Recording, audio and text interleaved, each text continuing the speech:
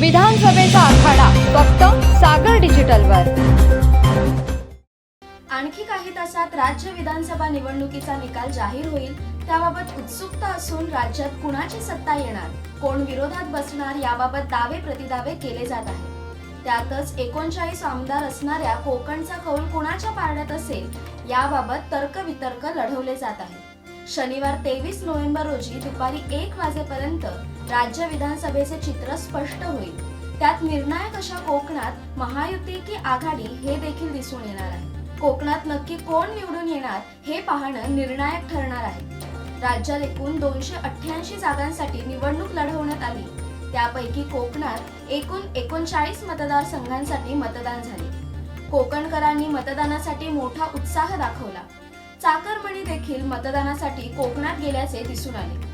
कोकणात सुमारे 70% मतदान झाले। कोकणातील जनतेचा कौल कोणाला आहे याबाबत विविध वृत्तवाहिन्या आणि संस्थांनी एक्झिट पोलच्या मार्फत आकडेवारी दिली आहे। यात परस्पर विरोधाभास असल्याचे दिसून येते। एका सर्वेनुसार महायुतीला 22 ते 25 जागा मिळतात, तर आघाडीला 13 ते 14 जागांवर विजय मिळण्याची शक्यता दाखवली आहे। दुसऱ्या एका चाचणीत आघाडीला 20 तर महायुतीला 18 ते 19 जागा दाखवल्या आहेत।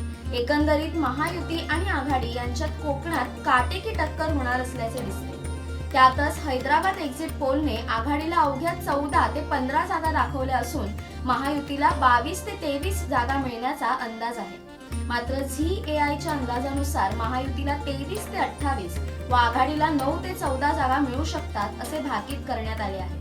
कोकणात शिवसेना शिंदे गट व ठाकरे गट यांच्यात प्रचंड चुरस आहे।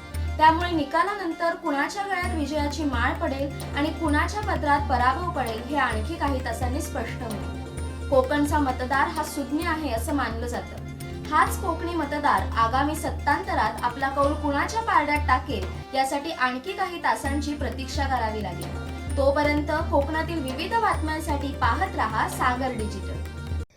सागर डिजिटलच्या बातम्या नियमित पाहण्यासाठी आमचे YouTube चॅनल सबस्क्राईब करा